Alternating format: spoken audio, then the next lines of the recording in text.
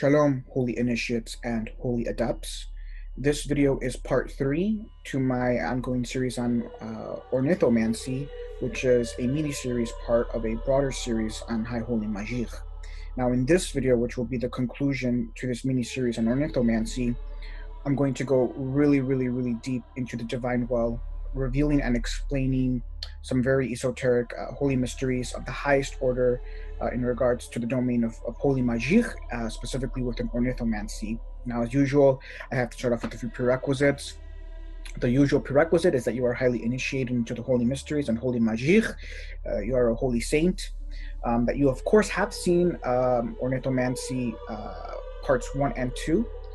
And that you have also seen some of the other videos within my series on High Holy Magikh. You need to understand, as I have stated in other videos, that there are two domains within Magikh, the holy domain and the evil domain.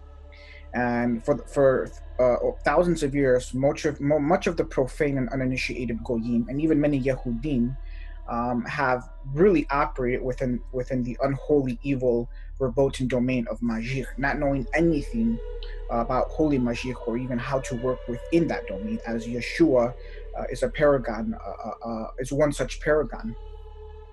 I also, before I want to begin, I wanted to make a few points about part 2 of my series on Ornithomancy.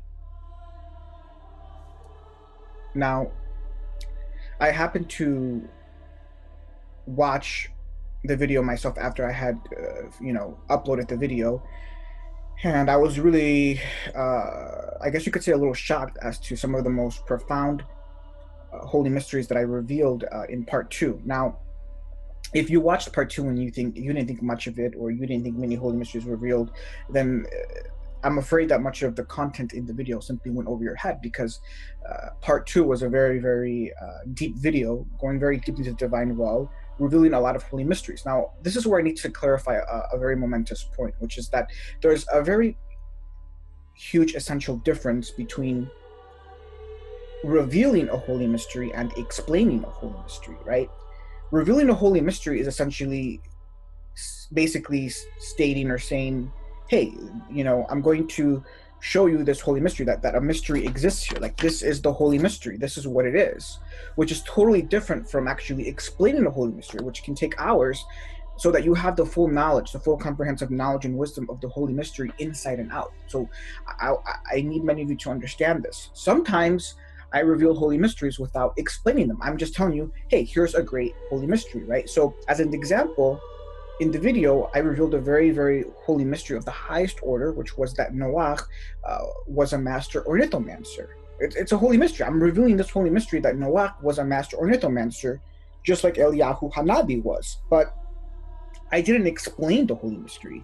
I didn't spend hours explaining to you how deep this holy mystery goes, so that you have a full comprehensive knowledge and wisdom of this great mystery that Noach was a master ornithomancer. There's some very deep holy mysteries behind Noach and Eliyahu. Here you have two very holy Zadikim, two holy saints, two master ornithomancers, both gods in the flesh, who are working with ravens, which are known to be, evil in evil, impure class of birds, which are mostly associated with black ornithomancy. So why do we have Noach and why do we have Eliyahu working, magical operations, really executing magical operations through the media of ravens? This is a holy mystery of the highest order.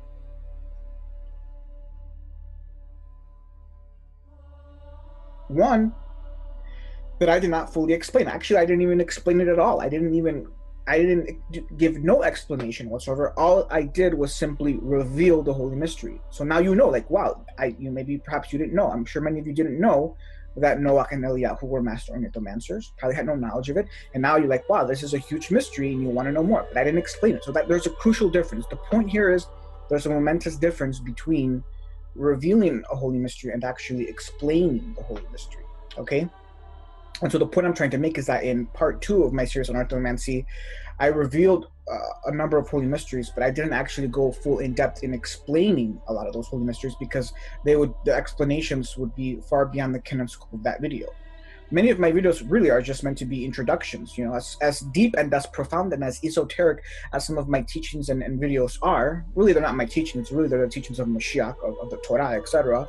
But as esoteric and as deep as they are, many of them still are just the tip of the iceberg. The divine wall is infinite in nature. So with that established,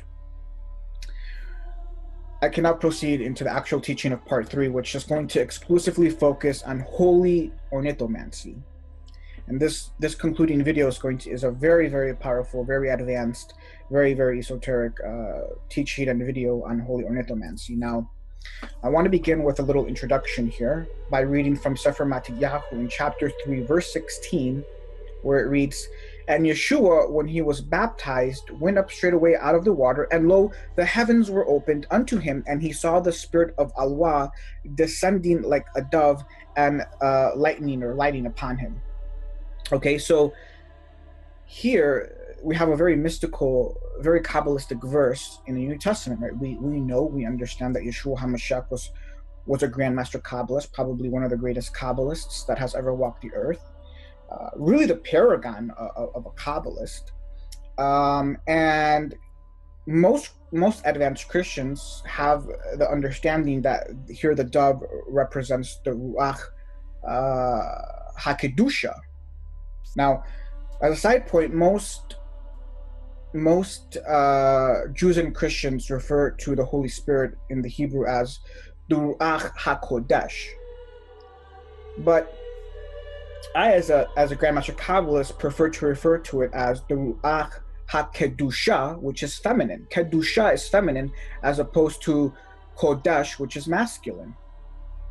Because the Hebrew word for spirit is feminine, and it's really an occult exclusive reference to Shekhinah, or the goddess that we worship. So I prefer to use the Hebrew term Ruach HaQedusha. And I'm probably the only Jew in Hebrew that you'll probably ever hear speak like this, because how many grandmasters exist in this generation? I don't really know of any.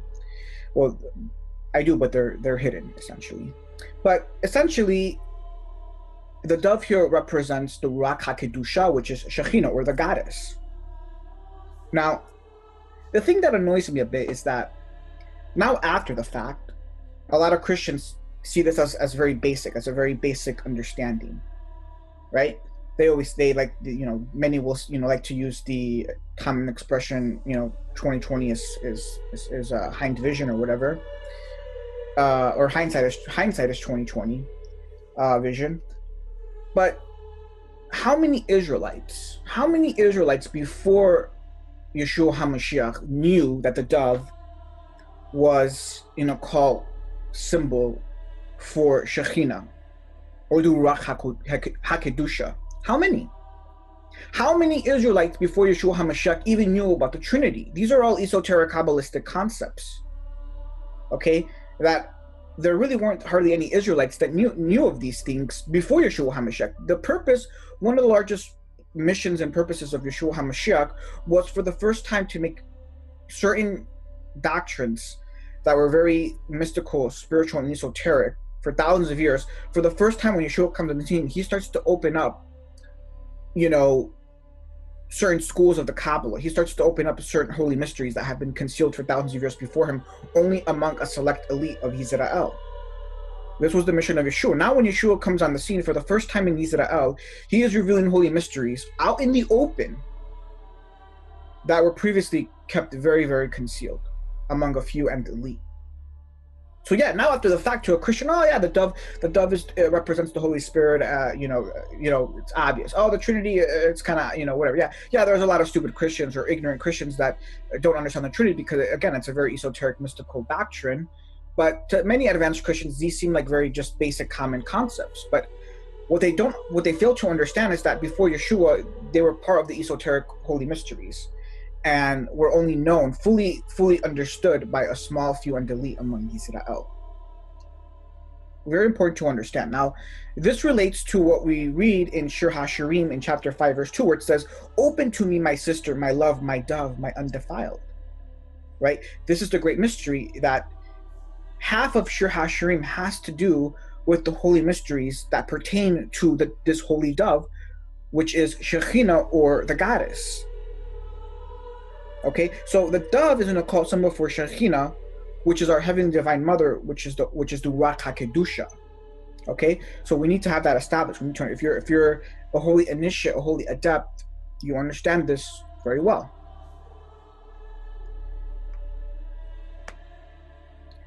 The next point I want to make, as I had made similar points in part 2, is that Moshe was also a master ornithomancer. You will find that many of our ancient patriarchs and saints in the Holy Word were master ornithomancers. This is one of the key signs that distinguishes somebody who this is one of the holiest of signs, most divine signs, that distinguishes somebody who belongs in the holy Illuminati from somebody who doesn't.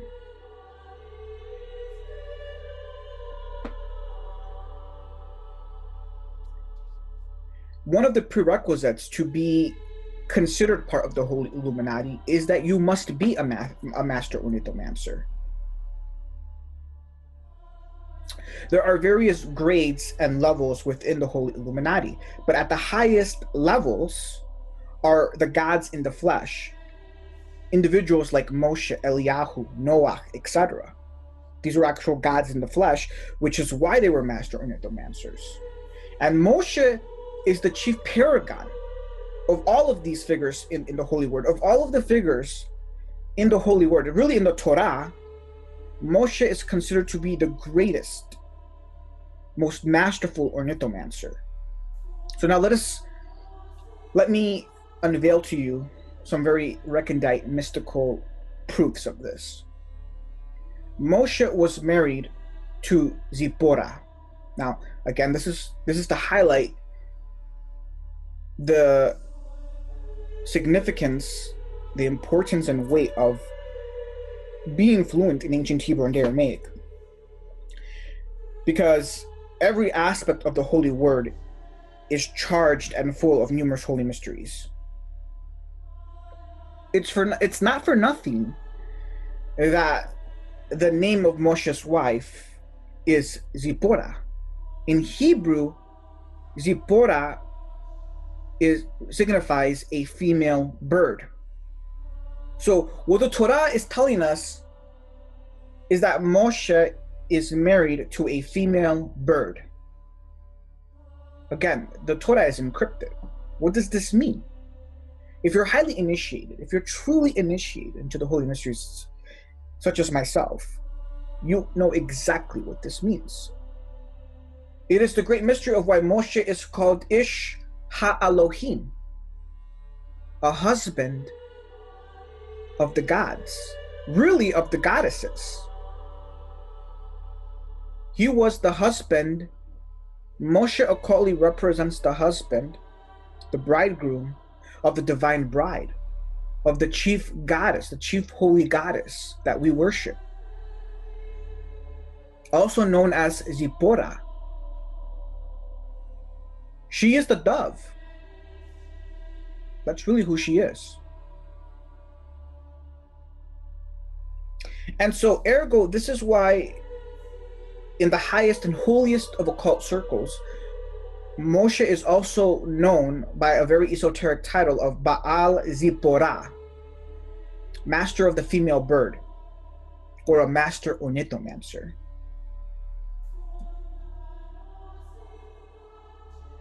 Again, I've just but scratched the surface on this very great holy mystery,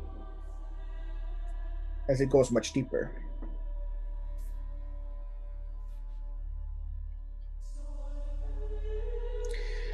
Now, I'm going to read to you select folios and excerpts from a very, very esoteric, very holy Kabbalistic text written by one of our most initiated Grandmaster Kabbalists, none other than Chaim Vital, the chief disciple of the Arizal.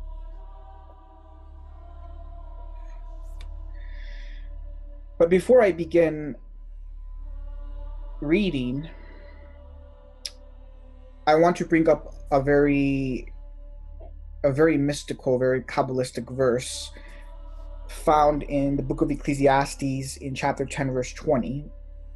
Here, King Shlomo states, now you have to understand that this book, this very holy book full of immense exoteric and esoteric wisdom, was penned by one of the most divine men that has ever walked the earth, one of the most wisest men that has ever walked the earth, literally a God in the flesh, none other than King Shlomo, one of my great grandfathers or whatever. And he was a master ornithomancer. Just like Moshe, he was a master ornithomancer of the highest order. In fact, in the entire Holy Word, the two most chief ornithomancers, most masterful ornithomancers by all of Chazal are known to be King Shlomo and Moshe. But I don't have the full time and space to really get into that and why and all of the proofs. But I assure you that it is veracious. Now we read here in one of my favorite verses in this book. It states, "Curse not the king, no, not in thy thought, and curse not the rich in thy bedchamber, for a bird of the heavens will carry the voice, and the master of the wings will tell the matter or word." So I've already briefly touched upon this verse in part 2. In antiquity, they didn't have all the advanced technology that we have nowadays, but they didn't need it, because the ancients were far more wiser than the wisdom that prevails even in our last generation. If you can but believe it, if you know it, like I do. And so this verse is full of numerous holy mysteries. And there are many Kabbalistic treatises that go much deeper in extracting and explaining a lot of the immense wisdom just in this verse alone.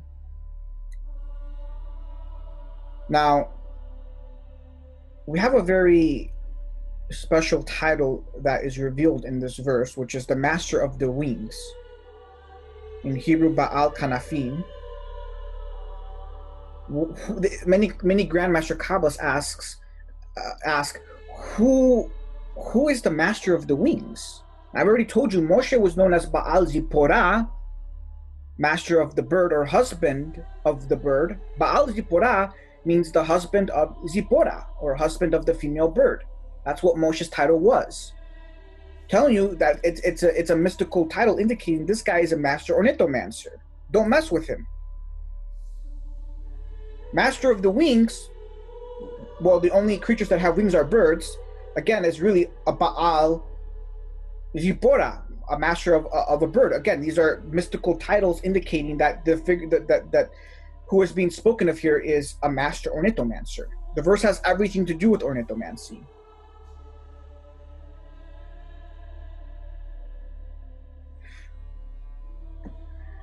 And these ornithomancers, these master ornithomancers, their chief media is birds.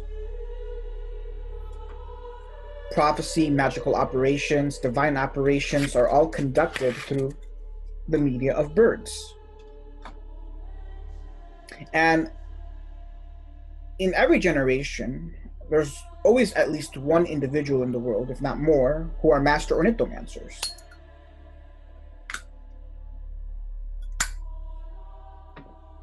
And as a wise individual, you have to be very wary of this. As I said in part 2, you have to be really stupid and really ignorant to curse kings and to curse rich people and to curse very powerful people in this world. Even within this world, there are hidden worlds beyond your world. And you have to be cognizant and wary of this.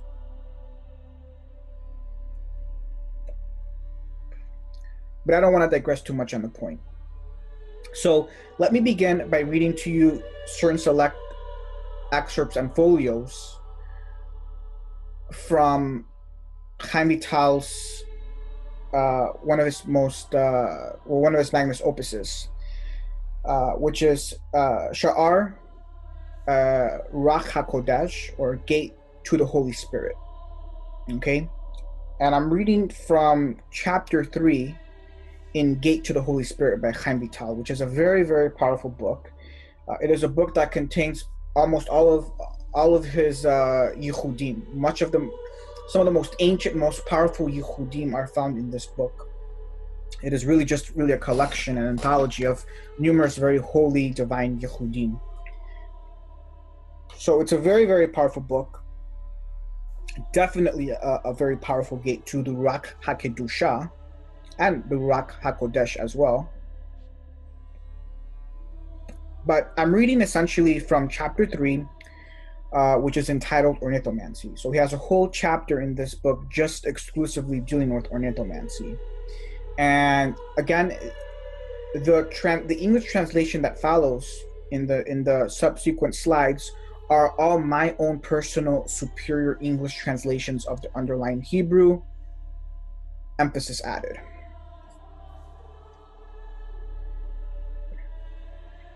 Now we read, "There is not any creation of living animals or birds on earth that does not have a divine prince or archon over it.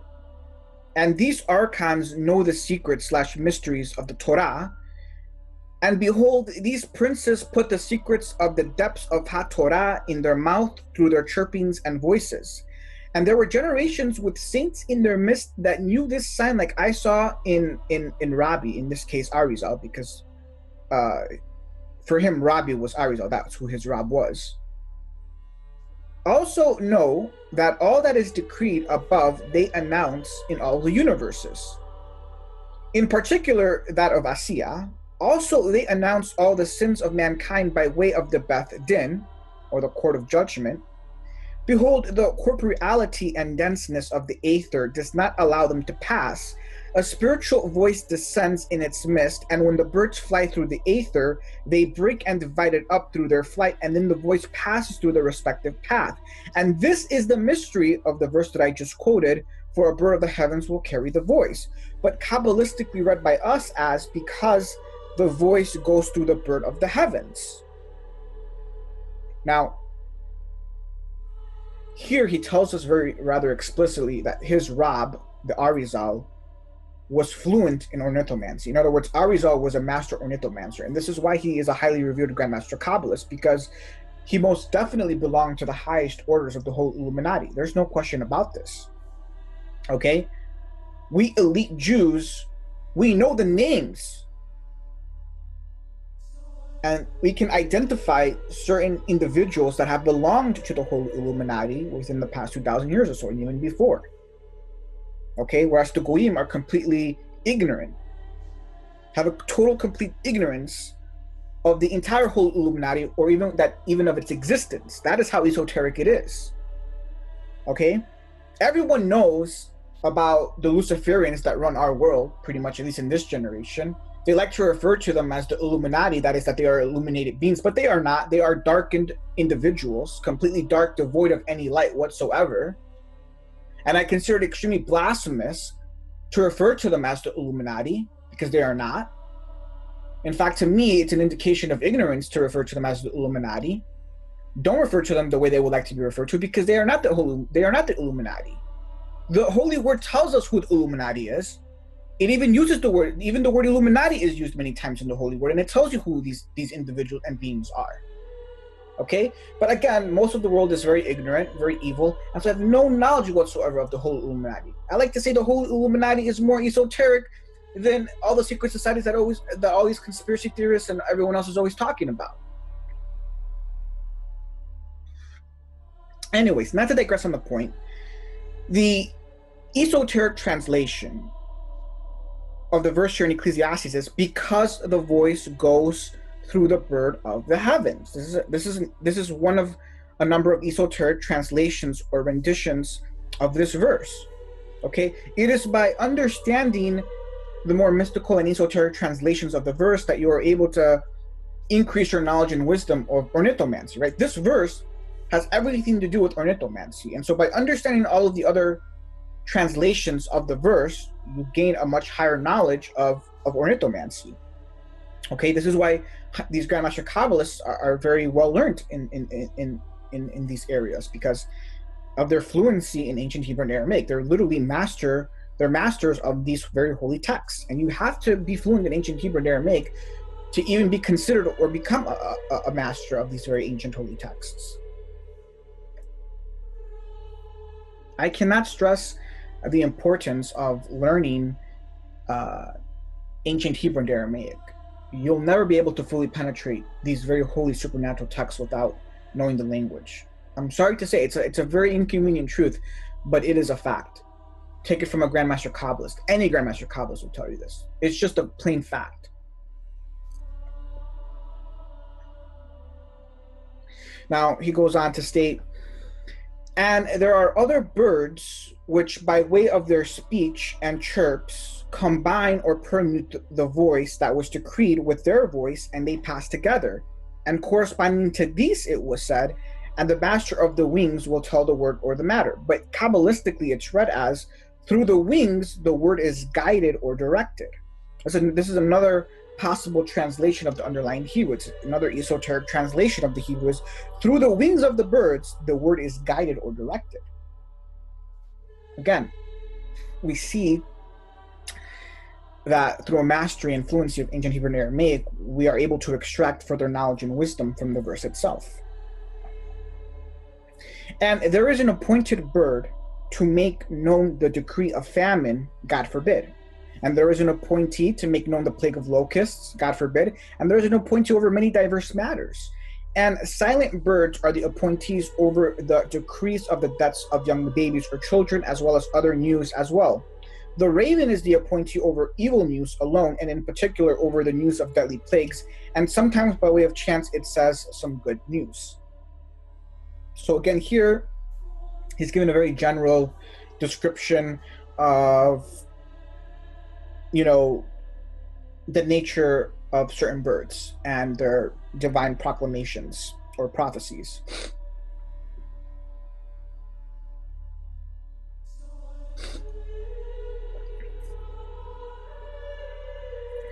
And the Spanish Milano and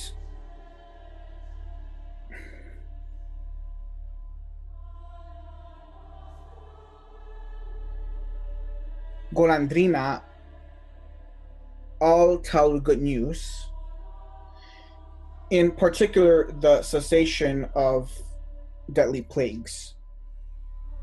And it is not enough, but even the worms, flies, etc. all proclaim wisdom. And there is not one living organism, even in the creeping organisms in this world, that does not proclaim some wisdom.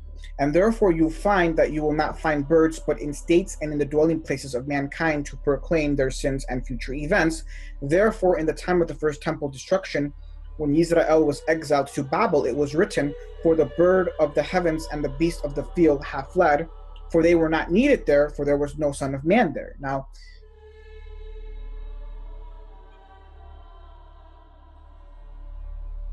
a few preliminary points. Here he's, in this passage here, these are just select excerpts from the chapter. This is by no means a full revelation and translation of the chapter, but he essentially talks about numerous birds, again, and he's classifying them within the domain of ornithomancy, okay, for the purposes of magical operations with the birds, or to understand their divine proclamations and prophecies, etc. Now, he uses the names of the birds as they are known in the Spanish tongue, okay? And again, this is a Hebrew book, so the Hebrew words here for these birds are actual Hebrew transliterations of the underlying Spanish, okay? We need to understand that most of the Grandmaster Kabbalists mostly are from Morocco and from Spain, okay? some of the greatest Grandmaster Kabbalists were from Spain and Morocco. Spain was like the base of was the base of operations alongside Morocco for over 2,000 years or so. Okay, I myself am a Sephardic Kabbalist. My ancestry goes all the way back to medieval Spain and before, and I myself am fluent in Spanish, being a Sephardic Kabbalist.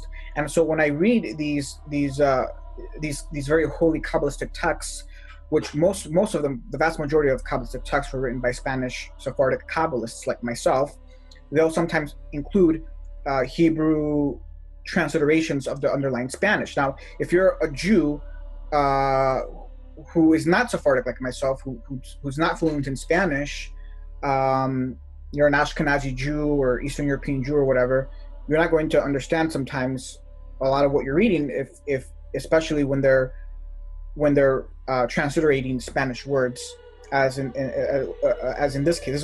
This folio in his chapter is a perfect example where there's a lot of Hebrew transliterations of Spanish words and terms that, unless you're fluent in Spanish, you're not going to understand, if you're reading the original Hebrew at least. So, a critical point, because you will find the most powerful, most mystical, most spiritual Kabbalists, of all of them, are always going to be of Sephardic or Moroccan descent, like myself. That's just the way it is. I don't want to get too deep into the matter, but it's definitely an important point that I want to make. Now, going back to the folio itself, here we have Hamitel informing us that, again, the birds have divine reasons for their existence. And the original template of Elohim for birds was for divine communication between them and humanity, right? The proof of this is that here the ancient oracles tell us that when Yisrael was judged and exiled, so were the animals. What need is there for animals in the land if there's no human beings there? Because the function of the beasts is directly related to the existence of mankind. Okay, so that's essentially what he's saying there, and it's actually a very brilliant observation, one that I think is lost on most of the Goyim. They have no understanding of these divine matters and what's going on in the spiritual realm.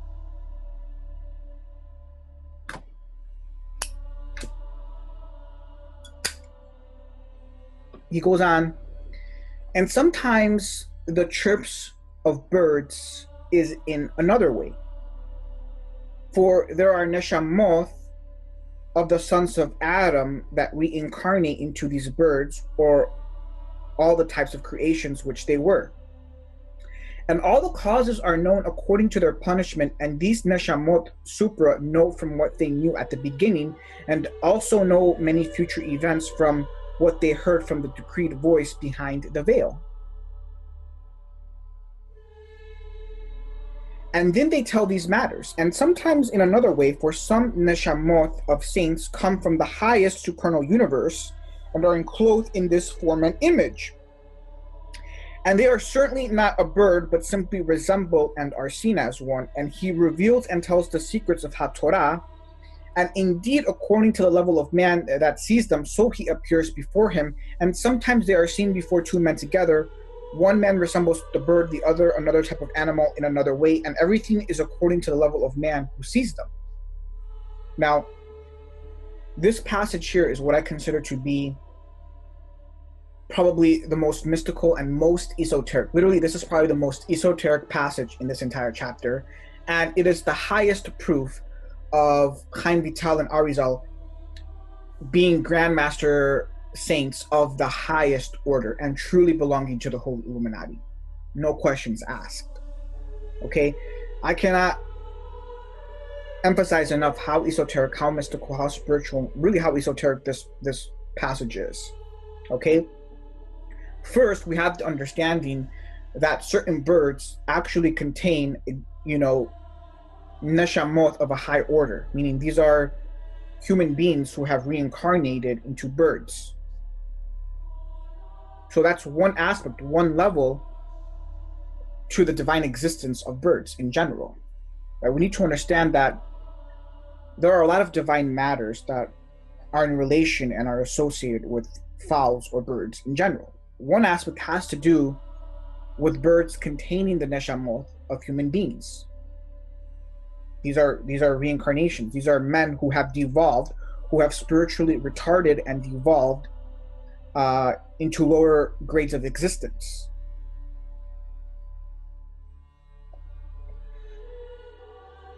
This is what happens when you live a very unrighteous, impure life, whether it's out of stupidity or ignorance or just deliberate will.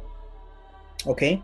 So that's one aspect. Now, we're not going to get into that matter here. There's a lot of, the holy well goes very deep when we speak on reincarnation and its relation to birds. That's another divine well in of itself. We don't have time and space to get into it. Chaim Vital doesn't even have the time and space to get into it here in this chapter anyways. Okay? But understanding it is of great relevance and goes to demonstrate high initiation. The next very point, which is probably the most esoteric point, is that he says that there are special times when very exalted neshamot, these are neshamot that are extremely exalted, these are divine neshamot, these are literally the highest, these are neshamot that belong to the highest councils of the gods, of Elohim. We say that if they were to incarnate into human bodies, they would literally be gods in the flesh, on the same level as Moshe, Yeshua, Eliyahu, etc. Okay, so these exalted neshamot are on the same level as Moshe, Yeshua, Noah, Eliyahu, etc. These are the types of exalted neshamot that we are now talking about.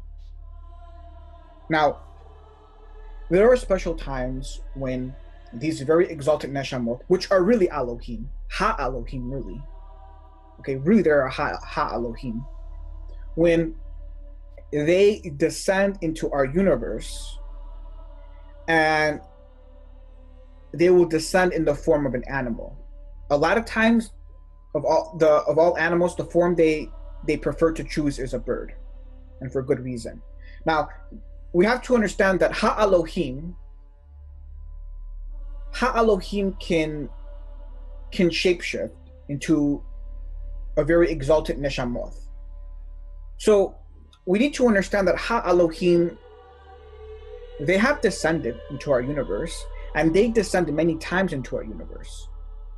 Okay, sometimes they descend into human bodies. In other words, they incarnate into human bodies. Okay, examples of this would be the lives and existence of Moshe, Yeshua, Eliyahu, right? These are all incarnations, descents of Ha-Elohim into a human body. But we are speaking of Ha-Elohim, and they are not restricted in any form or manner. When they descend into this universe, they can descend into this universe in any form or image they please.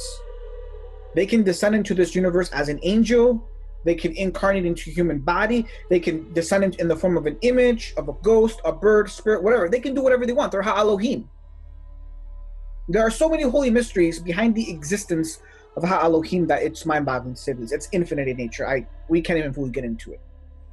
Okay? The point is that Ha-Elohim are constantly descending into this universe. And there's so much more to be said about this. I'm not even just talking about this and revealing and unveiling this very holy mystery that is so esoteric. It's secrecy is of the highest order. Just speaking about it and unveiling it partially, because all I'm doing right now is just very partially revealing this, is a great injustice. Especially if you're a holy initiate or adept hearing this for the first time.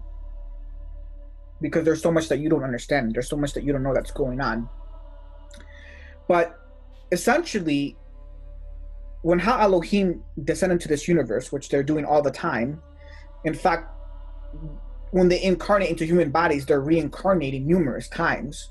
Many reincarnations are the reincarnations of Ha-Elohim. But essentially, when they descend into this universe, they can take they can take the form of an image of a beast. Usually, it's a bird. And they will do so. What they will do sometimes, and this is something that only happens with those that belong to the Holy Illuminati or who are Grandmaster Kabbalists. So to repeat, because I feel I feel the need to repeat, when some of these exalted neshamot of Ha Elohim, really they are Ha Elohim, descend into this universe, and they take the form or an image of a bird, it is only done usually, almost always, exclusively in the presence of a Grand Master Kabbalist, a very exalted saint.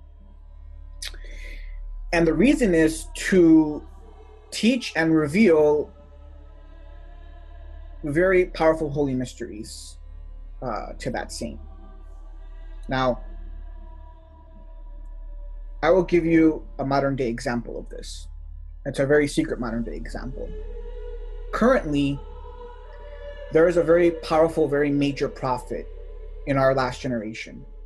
This prophet is of Indian extraction. This Indian, who's from India, was raised as a sadhu, which is a class and order among the Indians' religious system. And this order is a very, very spiritual, very mystical order within which is a part of the Indian religious system in a sense. So he comes from a very powerful spiritual, mystical background. But essentially, somewhere early in his life, he was initiated into the holy mysteries. And now, as was his calling and divine mission here on earth, is that he is a major prophet to the nations. And of all of the prophets that I know of currently here on this planet, in this last generation, of all of the prophets, because there's many, I consider him to be, right now, the greatest prophet that I know of. If somebody were to come and ask the chief magician of Mystery Babylon, who do you consider to be the greatest prophet alive right now in this last generation, I would point to this Indian man. Now, his name is Sadhu Salvaraj. And he did a very powerful, very mystical spiritual teaching some years ago, where he explained, because this prophet is so highly initiated, I consider him a grandmaster prophet, so highly initiated that he has had very powerful spiritual, mystical experiences that would boggle the minds of most people, to say the least. That's how initiated and holy he is. And a few years back, he did this very powerful teaching where he explained that one day a big bird, he was in a hotel room, and I think, and a big bird appeared to him. An actual physical big bird appeared to him in his hotel room. And this bird, if I remember correctly, turned out to be HaMashiach. So here we have Mashiach, an exalted neshama, descending into this universe in the form of a big bird to appear in front of this holy prophet, to even further initiate him into further holy mysteries, among other things. So this does happen, and here you have a Grandmaster Kabbalist in the 1600s who's writing about this, who already knows about this. To us Grandmasters, we know all of this stuff. We're that highly initiated. And I gave you a modern day example of a very exalted, very holy prophet in our last generation who has experienced something like this, to demonstrate and show many of you who probably never knew of this that it is very true. Again, he states here that everything is according to the level of man. Everyone is at a different level. Even within our order, many saints are at different levels. Some are babies, some are teenagers, some are adolescents, and some are elderly. Everyone is at a different level, and we need to be understanding and respectful of what level someone is at. Okay, the problem comes into play when somebody is not growing and somebody is stagnating. Okay, it's not good to be a baby for 15 years of your life. You have completely spiritually stagnated. There's profound consequences for that. The problem also gets into play when you have a teenager acting like when you have like a 5-year-old or a 7-year-old acting like he's a grown man. like he's a grown father. That's also a big problem. We have a lot of that. Spiritually, we have a lot of these types of pastors and Christians out there that are like this. They're spiritually, they're maybe 7 or 5 years old at best, and they act like they're 25 or 30 years old. I mean, come on, give me a break. Anyways, not to digress, he goes on to state now a very great profound key. Now he's going to reveal very secret keys to attaining high levels of ornithomancy. He states, the matter of man attaining ornithomancy is that there are 2 principal conditions. Okay?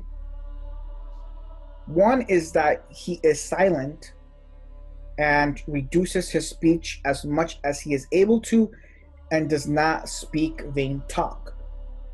2, over each and every word and matter of HaTorah and Zohar that he does not understand, he should repent and weep as many tears as possible. And there it is. These are the 2 principal conditions for one who wants to obtain ornithomancy.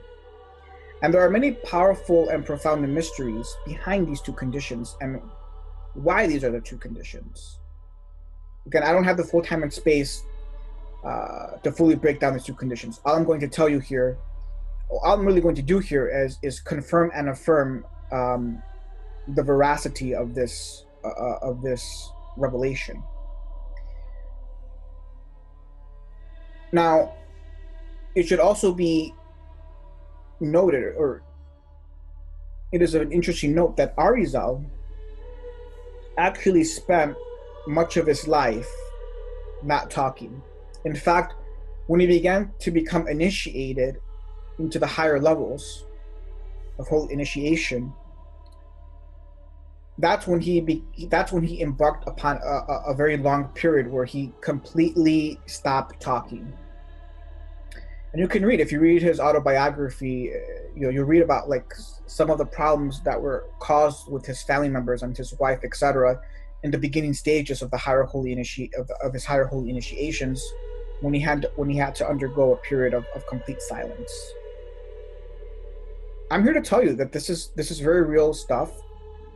We are speaking on very holy spiritual matters of the highest order. These are very, very esoteric, holy spiritual matters of the highest order, and this is all very, very real. We're within the domain of the holy occult here. Now, I want us to conclude here by listing some other examples of ornithomancy. Okay? One is found in Sefer HaZohar and Parashat Shmot in Book 2, Folio 6b. There it states, Rab Chia said, 30 days before a nation rises to power or is overtaken by calamity on earth, that event is proclaimed in the world. Sometimes it is transmitted through the mouths of children, sometimes through foolish people with no sense, and sometimes through birds, yet no one notices. Again, a very, very profound spiritual statement. I think the text speaks for itself. We also read in the same book, Rab Yosef said, I will tell you what I saw in the morning. Arising with the light, I saw a bird flying, rising 3 times, descending once. It called out, supernal ones, soaring to the right through the heavens or the sky. 3 upright princes ruling over the earth. I, sitting who is not sitting, passed through the blazing fire, his life eliminated, his dominion disappearing. 3 pillars, supernal rulers poised over the world. I projected at that bird, exclaiming, Bird, bird, tell me that one whose life is eliminated and those rulers poised over the world, who are they? Now here, we have another example of a super highly initiated Grandmaster Kabbalist, a Tzaddik of the highest order, having this very, very profound supernatural experience with birds, all within the domain of ornithomancy. Now, this is a very, very encrypted, very mystical passage. Don't want to fully get into breaking it down, but it's to highlight that when you reach the highest levels of holy initiation, when you start to penetrate the most impossible aspects of holiness, this is when your third eye starts to open and you start to have these very, very profound mystical supernatural experiences. The passage goes on to conclude by stating, "From its right wing it cast 3 arrows towards me, from its left wing 1, and I don't know what is being hinted. Rab Elazar took them and inserted them into his nostrils. Blood issued from his nostrils. He said, 'Surely 3 ruling nations stand poised over the world. They are on the side of the Romans and are destined to impose evil decrees upon Israel.'" So it's just a continuation of this very profound, very mystical, spiritual experience of these Rabbanim, these very holy Grandmaster Rabbanim that we read about in Sefer HaZohar. Right? This is what we read here in this very esoteric holy text are actual veracious spiritual experiences. These are not myths. This is not made up. This is all very real. And unless you've been initiated at that level, or know somebody who's been initiated at that level, you'll never know or understand any of this, or even experience any of this. Now, in conclusion here, I'm going to make one last remark on third eye vision, meaning in reference to your third eye when it is opened. Now, we have to, again, as I'm always emphasizing, we need to principally understand that there are 2 domains. There's the Luciferian domain and there's the holy domain.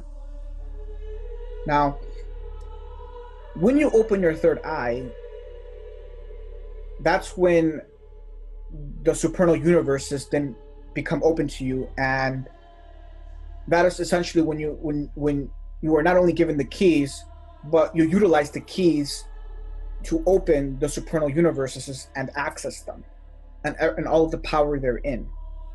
Now, examples of some of this power is having the ability to see past the veil that covers our universe, meaning you'll begin to see angels, demons, etc., archons and gods. You'll begin to then be able to actually see and visualize the divine entities that surround and run our universe. Another power, there's many powers, that's just one that I just listed, but another one is that you'll also be given the capacity and ability to communicate with all of the entities in this universe. You'll be able to communicate with animals and trees, etc. What most of the uninitiated and profane don't understand is that everything in our world, in our universe, is alive. Everything. The problem is that the Goyim don't have a full comprehension of what existence and life is, and that it is spiritual matter that animates our entire universe. It is spiritual matter that is behind every aspect of our universe, whether you call it inanimate or animate. And I want to reveal to you here one perfect example of this in the Holy Word. And this is regarding my great-great-great-great-grandfather, King Shlomo, who we read about in 1 Kings in chapter 4, verse 33. It states, and what I'm going to read to you here is the actual literal translation of the underlying Hebrew. Now, with respect to the profane and uninitiated, really to those who are ignorant of Hebrew and Aramaic, this would be considered an esoteric translation. But to those who are actual Jews like me and are fluent in Hebrew and Aramaic, this is a hyper-literal translation of the underlying Hebrew. And it's a very powerful spiritual and mystical translation because it reveals the great power of King Shlomo. It tells us that King Shlomo spake to trees from the cedar tree that is in Lebanon, even unto the hyssop that springeth out of the wall. He spake to beasts and to birds and to creepy things and to fishes. King Solomon had his third eye full blown open. He had all of the keys. He was a Zadik of the highest order initially. He was a master ornithomancer, a master magician of every magic. He had his third eye open, meaning he saw angels, he saw demons, he could communicate with them, and he could also communicate with all of the existence that exists here on this earth. He could communicate with trees, he could communicate with animals. Very, very powerful stuff. Now, there are two ways to open up your third eye, because there are two domains. It can be done through the Luciferian domain, where the Klipoth are utilized, and that's a first-class ticket to Gehenna, to hell. First class. It's like the most luxurious first-class ticket to hell is utilizing the Klipoth to open up your third eye. Or it can be done in the holy domain. And there, it is attained through extremely exalted forms of holiness, which for most people is impossible.